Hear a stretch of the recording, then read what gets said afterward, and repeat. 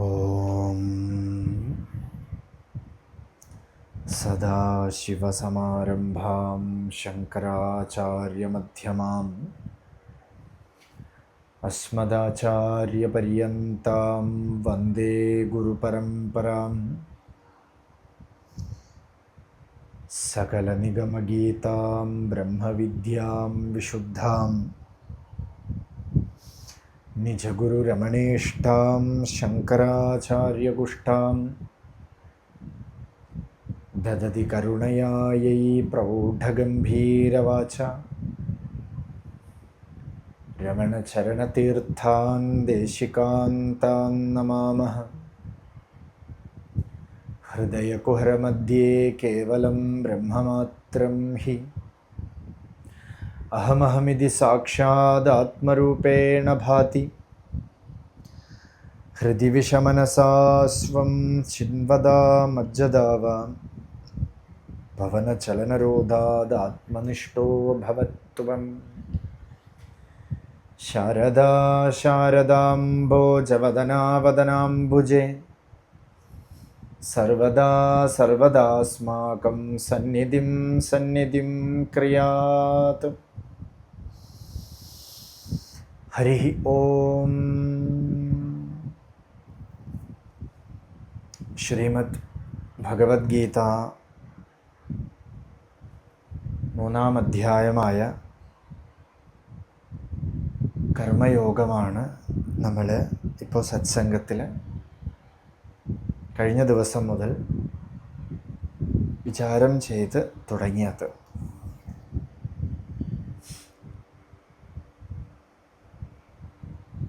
ഭഗവാൻ 2-ാം അധ്യായത്തിൽ അർജുനന് സാഖ്യബുദ്ധി, 2-ാം അധ്യായം തന്നെ സാഖ്യയോഗമാണ്. തത്വചിന്ത, നിത്യ അനിത്യബോധം. ഏതാണോ എല്ലാ കാലത്തുമുള്ളത് അതിന് ഒരു കാലത്തും അഭാവം ഇല്ല. ഏതൊക്കെയാണോ ഒരു കാലത്ത് ഉണ്ടായി ഒരു കാലത്ത് മറയണത് അത് വാസ്തവത്തിൽ സത്തും അല്ല. ഇങ്ങനെ തുടങ്ങി ദൃഷ്ടാന്തപൂർവം ധാരാളം ഉപദേശം സാഖ്യബുദ്ധിയെ പറഞ്ഞു കൊടുത്തു. സാഖ്യബുദ്ധി എന്ന് പറഞ്ഞാൽ ഈ തത്വചിന്ത, ഈ തത്വത്തെ ഉള്ളിൽ കൊടുത്തു. രാമകൃഷ്ണദേവൻ പറഞ്ഞതുപോലെ ടു ബി സ്പിരിച്വൽ ഫസ്റ്റ്. ആദ്യം സ്പിരിച്വാലിറ്റിയിൽ നമ്മൾ നിലകൊള്ളുക. അതിന് യു നീഡ് സം അഡ്വൈസസ്. ആ അഡ്വൈസാണ് ഉപനിഷത്ത്, ഉപദേശം എന്ന് പറയണത്. അപ്പോൾ കൃഷ്ണൻ ആ പൊരുളിനെ ഉപദേശിച്ചു. അത് കേട്ടാൽ നമുക്കൊക്കെ എല്ലാവർക്കും തോന്നും ഈ കർമ്മത്തിനെയൊക്കെ ഇങ്ങ് ഇടഞ്ഞിട്ട് അതായിട്ടിരുന്നാൽ മതിയെന്ന് തോന്നും. പക്ഷേ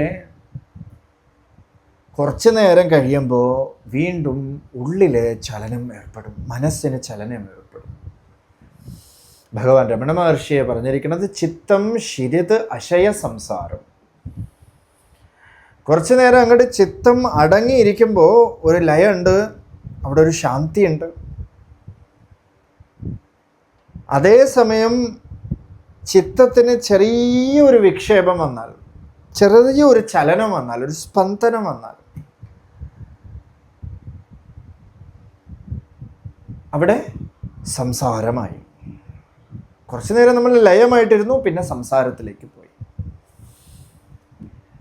അതുപോലെ മനസ്സ് അടങ്ങലാണ് കർമ്മത്തിൻ്റെ അടക്കം. പക്ഷെ അത് ബാഹ്യമായിട്ട് നമുക്ക് സാധിക്കുമോ എന്ന് ചോദിച്ചാൽ ഒന്നും പറ്റില്ല. കാരണം ഈ ശരീരം എടുത്തിരിക്കുന്നതേ കർമ്മം ചെയ്യാനാണ്, അല്ലേ? എന്ന് വെച്ചാൽ പൂർവ്വസങ്കല്പത്തിൻ്റെ ഫലമാണ് ഈ ശരീരം.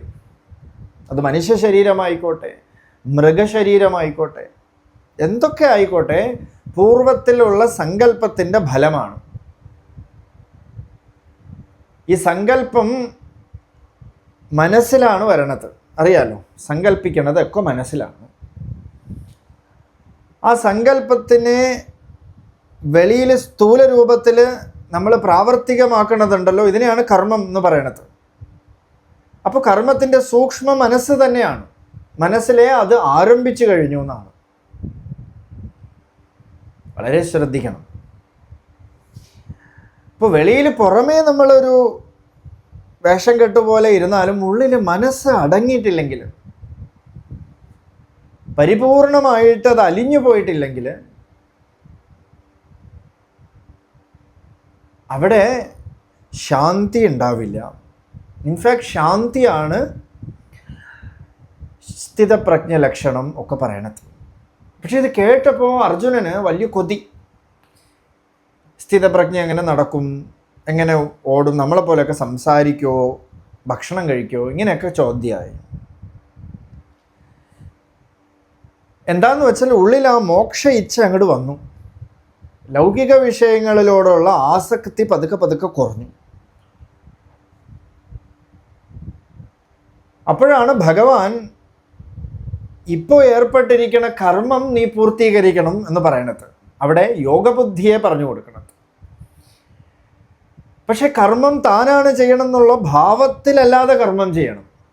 ഒരു കോൺട്രഡിക്റ്ററി ആണത്. കർമ്മം ചെയ്യാൻ വേണം, അത് താനാണ് ചെയ്യണം എന്നുള്ള ഭാവത്തിലും ചെയ്യാൻ പാടില്ല. നൈഷ്കർമ്മിയുമായിരിക്കണം, കർമ്മം ചെയ്യാൻ വേണം. ഇതിപ്പോൾ എപ്പം എങ്ങനെയാണ് സാധിക്കണത്? ഇപ്പം അർജുനൻ നോക്കിയപ്പോൾ കർമ്മം ചെയ്യാതിരിക്കാനൊന്നും പറ്റില്ല. ഇപ്പോൾ ഒരു ജപം ചെയ്തോ, കുറച്ച് ആശ്രമത്തിലൊക്കെ പോയിരുന്ന് എന്തെങ്കിലുമൊക്കെ കൈകാര്യമൊക്കെ ചെയ്തു കൊടുക്കും, ഇങ്ങനെയൊക്കെ ചെറിയ കർമ്മമൊക്കെ ചെയ്യാം, നമുക്ക് കുഴപ്പമില്ല. പക്ഷെ ഭഗവാനെ എന്തിനാ ഇപ്പോൾ എനിക്കിപ്പോൾ ഈ ഘോരമായ കർമ്മത്തെ ചെയ്യാൻ പ്രേരിപ്പിക്കണത്? ഇത്രയൊക്കെ പറഞ്ഞല്ലോ ഭഗവാൻ. കാരണം അർജുനൻ്റെ വാസന യുദ്ധവാസനയാണ്. അഥവാ ഇനി സന്യാസവേഷം കെട്ടിപ്പോയാലും ഉള്ളിൽ ദുര്യോധനൻ അങ്ങനെ ചെയ്യാൻ പാടില്ലായിരുന്നു, ഭീഷ്മരങ്ങനെ ചെയ്യാൻ പാടില്ലായിരുന്നു, ദ്രോണരെ എൻ്റെ എതിര് പോയി നിന്നിട്ട് ഇങ്ങനെയൊക്കെ ചെയ്യാൻ പാടുണ്ടായിരുന്നു. ഇങ്ങനെ ഒരു ചിത്തത്തിൻ്റെ ഒരു അശയൽ, ചിത്തം ശിരുത് അശയ സംസാരം അല്ലേ. കുറച്ചങ്ങോട്ട് അനങ്ങിയാൽ, സ്പന്ദനം വന്നാൽ അവിടെ കർമ്മം വന്നു കഴിഞ്ഞു, അവിടെ ഞാൻ എന്നൊരു ഭാവം വന്നു കഴിഞ്ഞു. അപ്പം ഇതുകൊണ്ട് ഭഗവാൻ പറഞ്ഞിരിക്കണു, നീ കർമ്മം ചെയ്യണം. കർമ്മണി ഏവ അധികാരാഹാത്തെ, നീ കർമ്മം ചെയ്യാൻ മാത്രമാണ് അധികാരി. അതെന്താ ഇപ്പം കർമ്മം, അതിൻ്റെ ഫലം വേണ്ടേ? ഫലത്തിന് നീ അധികാരിയല്ല. കാരണം ഫലം നിൻ്റെ അതോറിറ്റിയല്ല. ഫലം നിനക്കൊരു ഹയർ പ്ലെയിൻ തരണം, ഭഗവാൻ തരണം. എന്നാൽ ഈ ഫലയിച്ഛയോടുകൂടി നീ കർമ്മം ചെയ്താലോ അത് നിനക്ക് വിഷമത്തിന് കാരണമാവും, സംസാരമാകുന്ന സാഗരത്തിൽ നീ വീണുപോകും. രമണ ഭഗവാന്റെ ഉപദേശസാരത്തിലെ 2ാമത്തെ ശ്ലോകമേ അതാണ്. കൃതി മഹോദതൗ പതന കാരണം. ഞാൻ ചെയ്യണു എന്നുള്ളൊരു ഭാവം ഉണ്ടല്ലോ പലർക്കുണ്ട്. പല പല വിഷയത്തിൽ ഞാൻ ചെയ്യണു, ഞാൻ പറഞ്ഞു കൊടുക്കണു, ഞാൻ കർത്താവ്, ഞാൻ ഭോക്താവ്, ഇങ്ങനെയൊക്കെയുള്ള ചിന്തയുണ്ട്. ഈ ചിന്ത വച്ചിരിക്കുന്നതുണ്ടല്ലോ പതന കാരണം. മഹാ ഉദതവും, വലിയ ഒരു സമുദ്രത്തിൽ പോയി പതിക്കും അത്രേ. കരയെ കാണാൻ പാടില്ലാത്ത സമുദ്രം. എന്നാൽ ഈ ഫലമൊട്ട് നമുക്ക് സഹായകരമാവുമെന്ന് ചോദിച്ചാൽ ഫലം അശാശ്വതം, ശാശ്വതമേ അല്ല. കാരണം അത് ഒരു കാലത്ത് ഉണ്ടായത് സദാ ഉണ്ടാവും നമ്മൾ കരുതാനേ പാടില്ല. അതിന് നാശവും ഉണ്ടാവും. It will not be a constant. അത് മാറാത്ത പൊരുളായി മാറില്ല. ഫലമശാശ്വതം ഗതി നിരോധകം. നമ്മുടെയൊക്കെ ലക്ഷ്യം എന്താണ്? ഇപ്പോൾ വേഷം കെട്ടി ശരീരമൊക്കെ കെട്ടി വന്നിരിക്കണം, പക്ഷെ ലക്ഷ്യം എന്താണ്? ആത്മസാക്ഷാത്കാരമാണ്. ആ ലക്ഷ്യത്തിലെത്താത്തവർ വീണ്ടും ജനിക്കുന്നു. ജനന മരണങ്ങളിലൂടെ ഉള്ള ഈ വിഷമങ്ങളൊക്കെ പതുക്കെ പതുക്കെ പതുക്കെ വിഷമമില്ലാത്ത സ്ഥിതിയെ നമ്മളെ കൊണ്ട് തേടിക്കും. അങ്ങനെ എത്രയോ കാലത്തെ തേടലിൻ്റെ ഒടുക്കമാണ് നമ്മൾ ഈ സത്സംഗത്തിലൊക്കെ വന്നിരിക്കുന്നത്. എത്രയോ കാലം കൊണ്ട് തേടണതും വിഷമത്തിൻ്റെ ഒക്കെ ഫലമാണ്. ഭഗവാൻ രമണ മഹർഷിയുടെ അടുത്ത് പലരും പറയും, ഭഗവാനെ ഈ ആത്മതത്വവും ഈ ലക്ഷ്യവും ഒക്കെ എനിക്ക് മനസ്സിലാവണുണ്ട് ഭഗവാനെ. പച്ചവെള്ളം പോലെ എനിക്ക് ഏതുറക്കത്തിൽ വിളിച്ചാലും പറയാൻ പറ്റണുണ്ട്, പക്ഷേ അനുഭവത്തിൽ വരണില്ലല്ലോ ഭഗവാനെ. അപ്പോൾ ഭഗവാൻ പറഞ്ഞു, അത് നീ ദുഃഖിച്ചു പോരല്ലേ, നീ ദുഃഖിച്ചു മതിയായില്ല. അപ്പോൾ ഈ ദുഃഖത്തിന് ഒരു അറുതിയാണ് ഈ ആത്മസാക്ഷാത്കാരം. അതിനെ അറിയണം. ദുഃഖം എന്ന വാക്കിന് ശരീരം എന്നർത്ഥം. എപ്പോൾ ഈ ശരീരാഭിമാനം നമ്മളെ വിട്ടു പോണോ, നമ്മൾ അതായിട്ട് തന്നെ ഇരിക്കും. താൻ ഉദിയാതെ ഉള്ള നില, നാം അതുവായി ഉള്ള നില. അപ്പോൾ തൻ്റെ കർത്തവ്യത്തെ വിട്ട് താൻ ഓടാൻ പാടില്ല. രാമകൃഷ്ണദേവൻ്റെ അടുത്ത് ഒരു ഭക്തൻ ചോദിച്ചു, ഭഗവാനെ രാമകൃഷ്ണദേവ, എനിക്ക് സന്യാസം സ്വീകരിക്കണം. അപ്പോൾ രാമകൃഷ്ണദേവൻ ചോദിച്ചു, ഓ സന്യാസം സ്വീകരിക്കണമോ, എന്താ നിൻ്റെ ബയോഡേറ്റ പറയൂ. അപ്പോൾ എൻ്റെ അച്ഛൻ അമ്മ ഒക്കെ പറഞ്ഞു. അമ്മ എന്ത് ചെയ്യണം? അമ്മ ഒരു വൃദ്ധയായിട്ടുള്ള അമ്മയാണ്, ഞാനാണ് അമ്മയ്ക്ക് ആശ്രയം. അപ്പോൾ രാമകൃഷ്ണദേവൻ പറഞ്ഞു, നീ ആ വൃദ്ധയായിട്ടുള്ള അമ്മയെ പരിചരിക്കൂ, അത് തന്നെയാണ് സന്യാസം. കാരണം വൃദ്ധയിൽ നിന്ന് നമുക്കൊന്നും നേടാനില്ല അല്ലേ. വളരെ ചെറുപ്പകാലത്തൊക്കെ ആണെങ്കിൽ എന്തെങ്കിലുമൊക്കെ പറയാം. വൃദ്ധയിൽ നിന്ന് നമുക്കൊന്നും നേടാനില്ല. ആ കർമ്മം നിന്നെ നൈഷ്കർമ്മ്യത്തിലേക്ക് കൊണ്ടുപോകും. അല്ലാതെ ആ കർമ്മത്തെ വിട്ടിട്ട് വേറൊരു കർമ്മത്തിലേക്ക് പോയാൽ അവന് സമാധാനവും ഉണ്ടാവില്ല. അതാണ് വാസ്തവത്തിലെ സന്യാസം എന്നുപദേശിച്ചു. അപ്പം ഇവിടെ ഭഗവാന്റെ അടുത്ത് ക്വസ്റ്റ്യൻ ചോദിക്കുകയാണ്, ഭഗവാനെ ഓക്കെ ഈ പറയണതൊക്കെ ഓക്കെ, പക്ഷെ എന്തിനാണ് ഇപ്പോൾ ഈ ഘോരമായ കർമ്മം? ചെറിയ ചെറിയ കർമ്മമൊക്കെ എനിക്ക് ഉപദേശിച്ചാൽ പോരെ, അത് ഞാൻ ചെയ്തോളാം, ഇത്ര ജപം അത്ര ജപം. കാരണം അത് അർജുനനെ കൊണ്ട് പറ്റില്ല. അവനവൻ്റെ അധികാരസ്ഥിതിയിലിരുന്നേ ഉപദേശിക്കും പാടുള്ളൂ. ഏതൊരു ഗുരു ആയാലും ശിഷ്യൻ്റെ പാത്രമറിഞ്ഞേ വിളമ്പാവൂ എന്നാണ്. ഇപ്പം ഇവിടെ അർജുനനെ കുറിച്ച് നല്ലപോലെ അറിയാം. സന്യാസത്തിനൊക്കെ പോയ കഥയൊക്കെ കൃഷ്ണനെ അറിയാം. അപ്പം അതുകൊണ്ട് അർജുനന് യുദ്ധമാണ് ചെയ്യേണ്ടത്. പക്ഷേ യുദ്ധം ചെയ്യണമെന്നുള്ളൊരു ഭാവത്തിലും യുദ്ധം ചെയ്യാൻ പാടില്ല. അതുകൊണ്ടാണ് അർജുനൻ ഈ കർമ്മയോഗത്തെ ഭഗവാൻ ഉപദേശിക്കുന്നത്. അർജുനൻ്റെ ക്വസ്റ്റ്യനാണ്, എനിക്ക് മോക്ഷം വേണം, പക്ഷെ എന്തിനാ ഇപ്പോൾ എനിക്കിപ്പോൾ ഇത്ര വലിയ കർമ്മം ചെയ്തിട്ട് അതിൽ നിന്നും മാറി നിൽക്കണം? അതുകൊണ്ട് അങ്ങ് കൃത്യമായിട്ടൊരു വഴി എനിക്ക് പറഞ്ഞു തരും. വ്യാമിശ്രേണേവ വാക്യേന, പല പല വാക്കിലൂടെ ഇങ്ങനെയൊക്കെ അങ്ങും ഇങ്ങും തൊടാതെയൊക്കെ പറയണുണ്ടല്ലോ, അങ്ങ് കൃത്യമായിട്ട് എനിക്കൊരു മറുപടി തരണം എന്ന് ഭഗവാന്റെ അടുത്ത് ചോദിക്കുകയാണ്. കൃത്യമായിട്ടുള്ള ചോദ്യം. തദ്വിദ്ധി പ്രണിപാതേന പരിപ്രശ്നേന സേവയ. ഇങ്ങനെയാണ് ഒരു മുമുക്ഷു തൻ്റെ ഗുരുനാഥൻ്റെ അടുത്ത് ഈ വിദ്യയെ കടഞ്ഞെടുക്കേണ്ടത്. ചോദിക്കുക അങ്ങോട്ട് അല്ലേ. അല്ലാത്ത വ്യവഹാരത്തെ പറ്റിയൊക്കെ നമ്മൾ പോയി ചോദിക്കും അല്ലേ. ഗുരു ഭക്ഷണം കഴിച്ചോ, ഇത് കഴിച്ചോ, അത് കഴിച്ചോ, അവിടെ പോയോ ഇവിടെ പോയോ, ആവശ്യമില്ലാത്ത ടോക്കെല്ലാം ഉണ്ടാവും. പക്ഷേ തന്നെ കരകയറ്റണം എന്നൊരു ടോക്കില്ല. ചിലരുണ്ട് സംശയ പ്രമുഖന്മാർ, അവരെല്ലാ മഹാന്മാരുടെ അടുത്ത് പോയിട്ട് ഒരേ സംശയം ചോദിക്കും. ഇദ്ദേഹത്തിൻ്റെ ഉത്തരം എങ്ങനെയുണ്ട്, അദ്ദേഹത്തിൻ്റെ ഉത്തരം എങ്ങനെയുണ്ട്. എന്നാൽ ഈ ഉത്തരം കിട്ടിയാണ്ടല്ലോ, അത് അവരുടെ അതോറിറ്റിയേ അല്ല. ഉത്തരം ഇറ്റ് ഈസ് സേക്ക് ഫോർ സന്യാസി ഓർ മഹാത്മാ. അവർക്ക് പറയാൻ വേണ്ടിയിട്ടുള്ളൊരു അവസരം, അതിന് വേണ്ടിയിട്ടാണ് ഇവർ ക്വസ്റ്റ്യൻ ചോദിക്കാൻ പോകുന്നത്.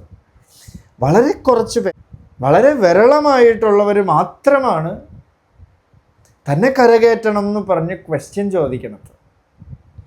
അപ്പോൾ ഭഗവാന്റെ അടുത്ത് അർജുനൻ പറയാണ്, എനിക്ക് കരകയറണം, എനിക്ക് എന്താ വഴി കൃത്യമൊന്ന് പറഞ്ഞു തരൂ. ഇപ്പോൾ അങ്ങോട്ടും ഇങ്ങോട്ടും ഒക്കെ തൊടാതെ ഒന്നും പറയണ്ട, ഇനി കൃത്യമായിട്ട് പറഞ്ഞു തരൂ എന്ന് പറഞ്ഞു ഭഗവാൻ ഉപദേശിക്കുകയാണ്. ശ്രീ ഭഗവാനുവാച ലോകേസ്മിൻ ദ്വിവിധാ നിഷ്ഠ പുരാ പ്രോക്താ മയാ നഖ ജ്ഞാനയോഗേന സാഖ്യാനാം കർമ്മയോഗേന യോഗിനാം. മൂന്നാമത്തെ ശ്ലോകം. ലോകേസ്മിൻ ദ്വിവിധാ നിഷ്ഠ പുരാ പ്രോക്താ മയാ നഖ ജ്ഞാനയോഗേന സാഖ്യാനാം കർമ്മയോഗേന യോഗിനാം. അല്ലയോ അനഘ. അനഘ എന്ന വാക്കിന് പാപം തെല്ലും അഫക്റ്റ് ചെയ്യാത്തവൻ എന്നർത്ഥം, അല്ലെങ്കിൽ പാപവാസനയെ മുഴുവൻ തൂത്തെറിഞ്ഞവൻ എന്നർത്ഥം, അല്ലെങ്കിൽ ദൈവീ സമ്പത്തുള്ളവൻ എന്നർത്ഥം. ഇവിടെ അർജുനനെ സംബോധന ചെയ്യാണ്. അല്ലയോ ദൈവീ സമ്പന്നനായിട്ടുള്ള അർജുന, നീ ഇപ്പോൾ ശുദ്ധനായിരിക്കണം, ചിത്തം ശുദ്ധമായിരിക്കണം. അതുകൊണ്ടാണ് നിനക്ക് ഈ മോക്ഷയിച്ച വന്നിരിക്കണത്. ലോകേസ്മിൻ, അസ്മിൻ ലോകേ, ഈ ലോകത്തിൽ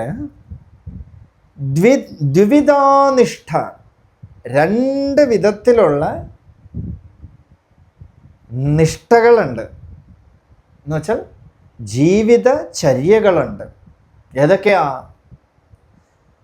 എന്തിനു വേണ്ടിയിട്ടാണ്? ഈ സത്യാനുഭവത്തിന് വേണ്ടിയിട്ട്, ആത്മസാക്ഷാത്കാരത്തിന് വേണ്ടിയിട്ട് രണ്ട് തരം ജീവിത രീതികളുണ്ട് സാധകർക്ക്. അത് അവരവരുടെ അധികാരമനുസരിച്ച് ഏറ്റെടുക്കുക. ഇതാണ് പുരാ മയാ പ്രോക്ത. അത് എന്നാൽ നിർദ്ദേശിക്കപ്പെട്ടിട്ടുണ്ട്. എപ്പോഴാ?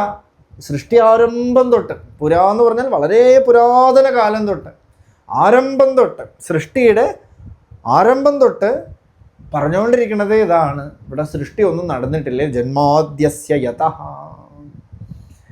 ജന്മം മുതലായതൊന്നും ഇപ്പോൾ ഇല്ല.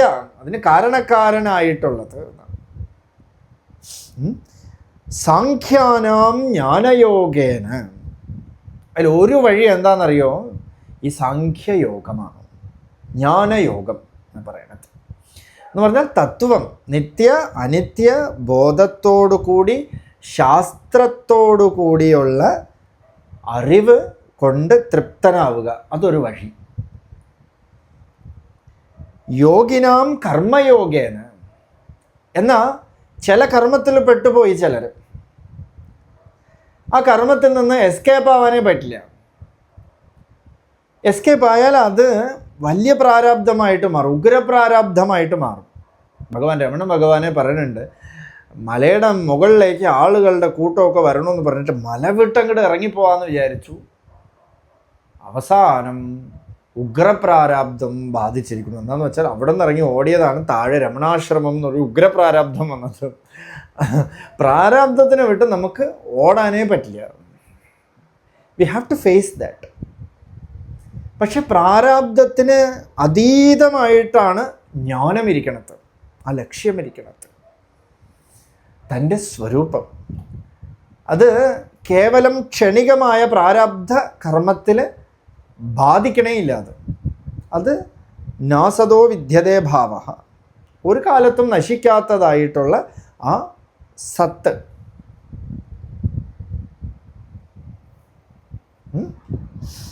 നാഭാവോ വിദ്യതേ സത്തഃ, നശിക്കണതല്ല, നശിക്കാത്തതായിട്ടുള്ള ആ സത്ത.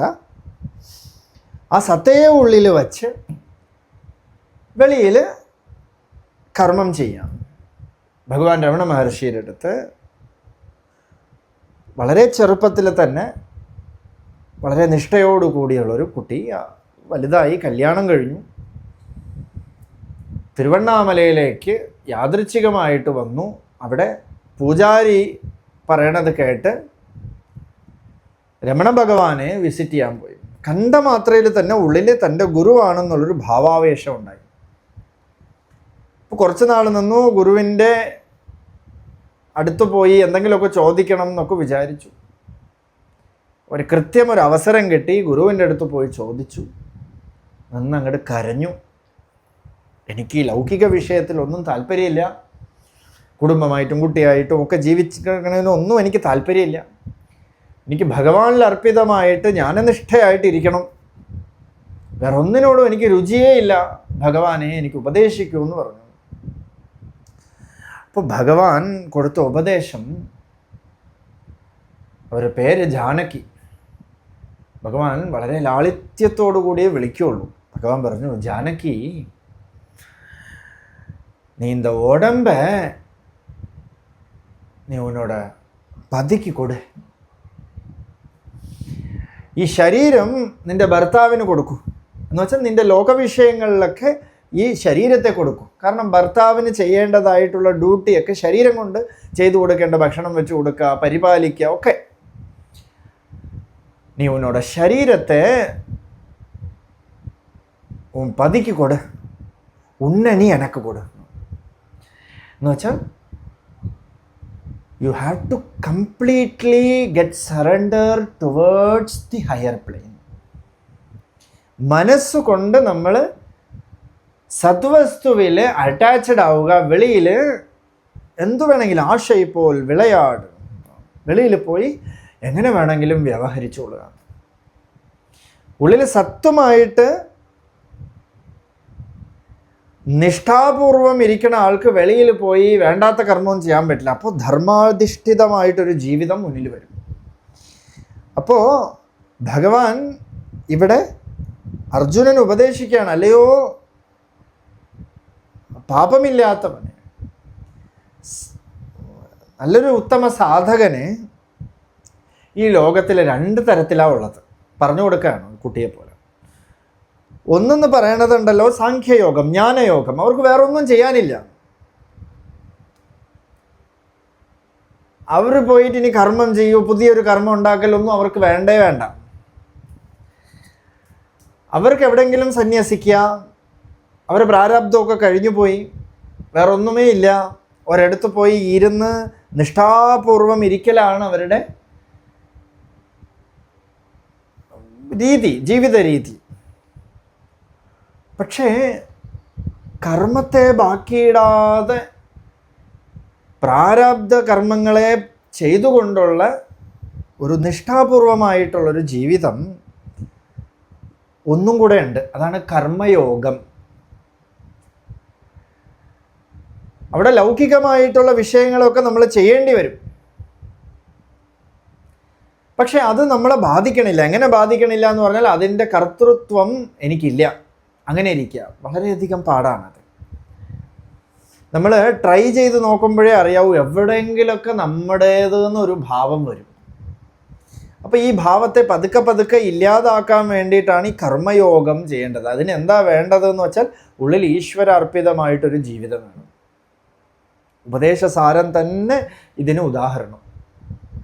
ഭഗവാൻ പറഞ്ഞു, ഈശ്വരാർപ്പിതം നേച്ഛയാകൃതം ചിത്തശോധകം മുക്തിസാധകം. ഈശ്വരാർപ്പിതമായിട്ട് കർമ്മം ചെയ്യൂ, ഏതൊരു കർമ്മമായിക്കോട്ടെ. ഇപ്പോൾ വ്യാധൻ എന്ന് പറഞ്ഞൊരു കഥാപാത്രമൊക്കെ ഉണ്ട്. അദ്ദേഹത്തിൻ്റെ തൊഴിൽ എന്താണെന്ന് വെച്ചാൽ ഈ മാംസം കട്ട് ചെയ്യലാണ്, ഇറച്ചി വെട്ടാണ് തൊഴിൽ.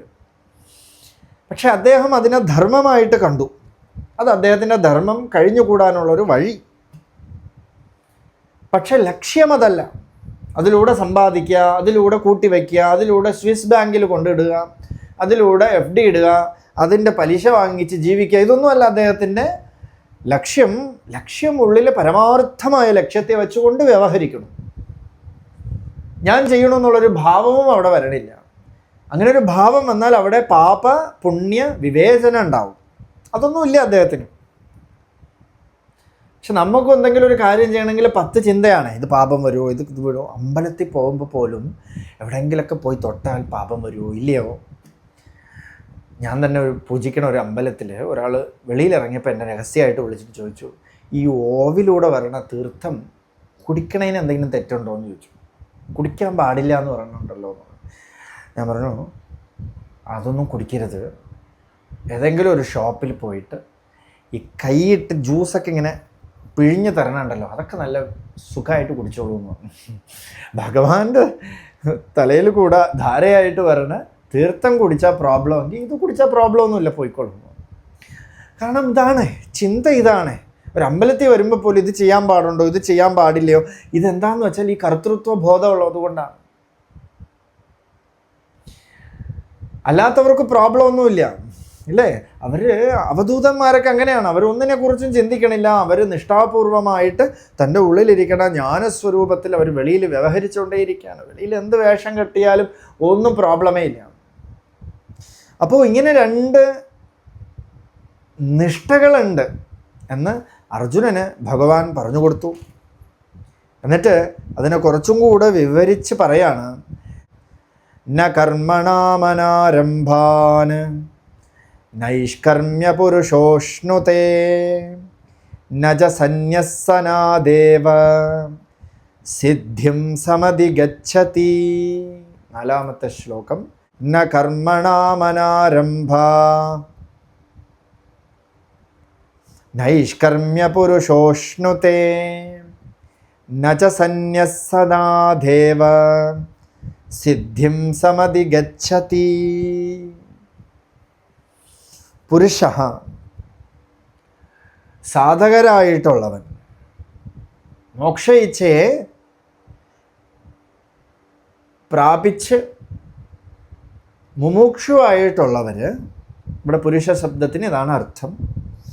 കർമ്മണാം അനാരംഭാത്, ബാഹ്യകർമ്മങ്ങളെ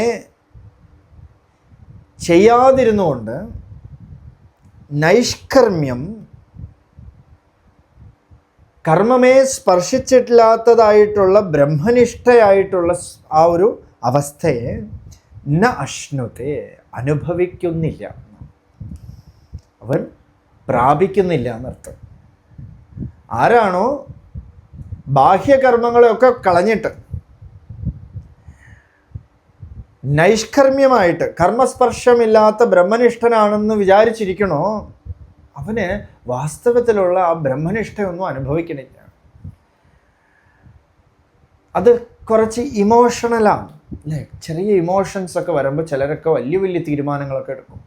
പക്ഷേ it will last for some week, അത്രേ ഉള്ളൂ. ഒരാഴ്ചയൊക്കെ കഴിയുമ്പോൾ അതിൻ്റെ ബലമേ നഷ്ടപ്പെട്ടു പോകും. ഇവിടെ ഭഗവാൻ അതാണ് പറയണത്. ആരാണോ ഈ ബാഹ്യകർമ്മങ്ങളൊക്കെ ഉപേക്ഷിക്കണത്, അവൻ ചെയ്യേണ്ട കർമ്മത്തിനൊക്കെ ഉപേക്ഷിക്കണത്, അവൻ വാസ്തവത്തിൽ ഈ ബ്രഹ്മനിഷ്ഠയൊന്നും അനുഭവിക്കണില്ല. ആ സ്വരൂപാനുഭൂതി അവന് വരണില്ല. കാരണം മനസ്സ് വെളിയിൽ നമുക്ക് വേഷം കെട്ടാം, പക്ഷെ ഉള്ളിൽ പ്രോബ്ലമാണ്. ഉള്ളിൽ നല്ല വേദനയുണ്ട്, വെളിയിൽ നമുക്ക് വേദനയൊന്നും ഇല്ലയെന്ന് അഭിനയിക്കാം. ചിലരൊക്കെ ഇങ്ങനെയാണ്, വീഴും, തലയൊക്കെ ഇടിച്ച് വീഴും, തലയൊന്നും തടവില്ല, വേദന ഇല്ലാത്തതുപോലെയൊക്കെ അഭിനയിക്കും. പക്ഷെ ഉള്ളിൽ വേദനയാണ്, കടിച്ചു പിടിച്ചിട്ടായിരിക്കണം. എന്താ ബലം? അപ്പോൾ ഇത് വെളിയിൽ കാണിക്കാനുള്ളതൊന്നും അല്ല. ഈ ബ്രഹ്മനിഷ്ഠയോ ശാന്തിയോ ജ്ഞാനമോ ഒന്നും വെളിയിൽ കാണിക്കേണ്ടതൊന്നുമല്ല. അത് കണ്ടുകൊണ്ട് നമുക്കൊന്നും ചെയ്യാനും പറ്റില്ല. നാരായണ ഗുരുദേവൻ്റെ അടുത്ത് ഒരു ഫോട്ടോഗ്രാഫർ വന്നിട്ട് നാരായണ ഗുരുദേവൻ്റെ അടുത്ത് വന്നിട്ട് ചോദിച്ചു, ഒന്ന് ഫോട്ടോ എടുത്തോട്ടെ എന്ന് ചോദിച്ചു. അപ്പോൾ ഗുരുദേവൻ പറഞ്ഞു, എന്താ ഇപ്പോൾ എടുത്താൽ എന്താ കുഴപ്പം, എടുത്തോളൂ. അല്ല, നല്ല ഫോട്ടോഗ്രാഫറാണോ എന്ന് ചോദിച്ചു. ആരും ഇപ്പോൾ മോശമൊന്നും പറയില്ലല്ലോ. അപ്പോൾ എടുത്ത കുറച്ച് ചിത്രമൊക്കെ അങ്ങോട്ട് കാണിച്ചു കൊടുത്തു. ശരി, ഇത് ആ മാങ്ങയുടെ ഫോട്ടോ എടുക്കുമെന്ന് ചോദിച്ചു. പിന്നെന്താന്ന് പറഞ്ഞിട്ട് ഒരു 4-5 ഫോട്ടോ എടുത്തു. അല്ല, ഇപ്പോൾ ഈ ഫോട്ടോ കണ്ട രുചി വരുമോ എന്ന് ചോദിച്ചു. ഈ ഫോട്ടോ കൊണ്ട് ആ മാങ്ങയുടെ രുചി അറിയാൻ പറ്റുമോ എന്ന് ചോദിച്ചു. എന്ന് വെച്ചാൽ ഈ വെളിയിൽ കാണുന്നത് കൊണ്ട് എന്താ ഫലം? ഉള്ളിൽ ആന്തരികമായിട്ടുള്ള ആനന്ദം വരണം. സന്യസനാതയേവ, ബാഹ്യകർമ്മങ്ങളെ ഉപേക്ഷിച്ചിട്ടുള്ള സന്യാസം സ്വീകരിച്ചതുകൊണ്ട് മാത്രം സിദ്ധിം ന സമധിഗച്ഛതി ഛ, നൈഷ്കർമ്മ്യ സിദ്ധിയെ നീ കൈവരിക്കുന്നില്ല. അപ്പോൾ നൈഷ്കർമ്മ്യ സിദ്ധി കൈവരിക്കണമെങ്കിൽ ധർമാധിഷ്ഠിതമായിട്ടുള്ള ഒരു ജീവിതം ഉണ്ടായിരിക്കണം. ഈ കർമ്മത്തെ അങ്ങനെ എങ്ങനെയൊന്നും തേച്ചു മായ്ക്കാനൊന്നും പറ്റില്ല. വാസന അങ്ങനെ ഇല്ലാതാക്കാനും പറ്റില്ല. നമ്മുടെ സ്വാമി പറയുന്ന ഒരു കഥ, വളരെ ഗംഭീരമായൊരു കഥ. ഒരു സന്യാസിയുടെ കട്ടിലിൻ്റെ അടിയിലും ഒരു പൂച്ച. അപ്പോൾ ഈ പൂച്ച ഒരു സത്സംഗമൊക്കെ കേട്ടതിന് ശേഷം സന്യാസിയുടെ അടുത്ത് വന്ന് അഭയം പ്രാപിക്കുകയാണ്. അല്ലയോ മഹാൻ, എനിക്ക് തത്വത്തെ ഉപദേശിക്കും, എനിക്കും ആത്മസാക്ഷാത്കാരം വേണം, എനിക്കൊരു വ്രതം വേണം. അപ്പോൾ പറഞ്ഞു, ശരി, എന്താ അങ്ങ് പറയണതൊക്കെ കേട്ടു, ഞാൻ എന്ത് പാപമാണ് ചെയ്യണത്? ഒരു ജീവനെ ഞാൻ കഴിക്കുകയല്ലേ, അതുകൊണ്ട് ഇന്ന് തൊട്ട് ഞാൻ എലിയെ കഴിക്കില്ല എന്ന് തീരുമാനമെടുത്തു. 2 ദിവസമായപ്പോൾ വീണ്ടും സന്യാസിയുടെ അടുത്ത് പോയി. എന്നിട്ട് പറഞ്ഞു, നീ ഇത്ര തീരുമാനമൊക്കെ എടുത്തു, പക്ഷെ ഇത് കഴിക്കാതിരിക്കാൻ പറ്റില്ല, എന്തെങ്കിലും ഉപായം ഉണ്ടോ എന്ന് ചോദിച്ചു. അപ്പോൾ ഒരു മന്ത്രം അങ്ങോട്ട് ഉപദേശിച്ചു കൊടുത്തു. ഞാൻ എലിയെ കഴിക്കില്ല, ഇങ്ങനൊരു മന്ത്രം. നാഹം മൂഷികം ഭക്ഷയാമി, ഞാൻ മൂഷികനെ കഴിക്കില്ല, ഞാൻ എലിയെ കഴിക്കില്ല എന്നൊരു മന്ത്രം. ഇത് സദാ ജപിച്ചുകൊണ്ടേയിരുന്നു, എത്രയോട്ട് ജപിച്ചുകൊണ്ടേയിരുന്നു. പെട്ടെന്ന് നോക്കിയപ്പോൾ ജപത്തിൻ്റെ ഇടയിൽ ചപ്പ് ചപ്പ് ചപ്പ് ചപ്പ് ചപ്പ് എന്ന് സൗണ്ട്. അപ്പോൾ സന്യാസി ചോദിച്ചപ്പോൾ എന്താ ഇപ്പോൾ ശബ്ദം കേട്ടത് അതിൻ്റെ ഇടയിലെന്ന് ചോദിച്ചപ്പോൾ, അല്ല ഇതുവഴി ഒരു എലി പോയി, ഞാൻ പെട്ടെന്ന് എടുത്തങ്ങോട്ട് കഴിച്ചു. കാരണം ശീലമാണ്, അനുശീലനം. അതാണ് അതിൻ്റെ കർമ്മവാസന. അതിനെ ഉപേക്ഷിച്ചിട്ട് ശാന്തമായിട്ടിരിക്കാൻ പറ്റില്ല. അതിൻ്റെ ജീവിത രീതി അതാണ് അല്ലേ, അതിൻ്റെ പ്രാരബ്ധം അതാണ്. അത് മറ്റൊരു ജീവിയെ ആശ്രയിച്ചാണ് ജീവിക്കണത്. അപ്പോൾ ഇതിനെയൊക്കെ കളഞ്ഞിട്ട് നമ്മൾ പോയാൽ അതിൻ്റെ പൂർത്തി വരില്ല. അതുകൊണ്ട് ഭഗവാൻ ഇവിടെ ഉറപ്പിച്ച് പറയാണ്, കർമ്മം നശിക്കാതെ അല്ലെങ്കിൽ കർമ്മത്തിൻ്റെ കെട്ടഴിയാതെ വി വിൽ നോട്ട് ഗെറ്റ് പരമമായ ശാന്തി, ദാറ്റ് മീൻസ് മുക്തി ഉണ്ടാവില്ല എന്ന് ഭഗവാൻ ഇവിടെ ഉപദേശിക്കുകയാണ്. ഇതോട് നമ്മൾ അടുത്ത ശ്ലോകം നാളെ കാണാം. അരുണാചല ശിവ അരുണാചല ശിവ അരുണാചല ശിവ അരുണാചല.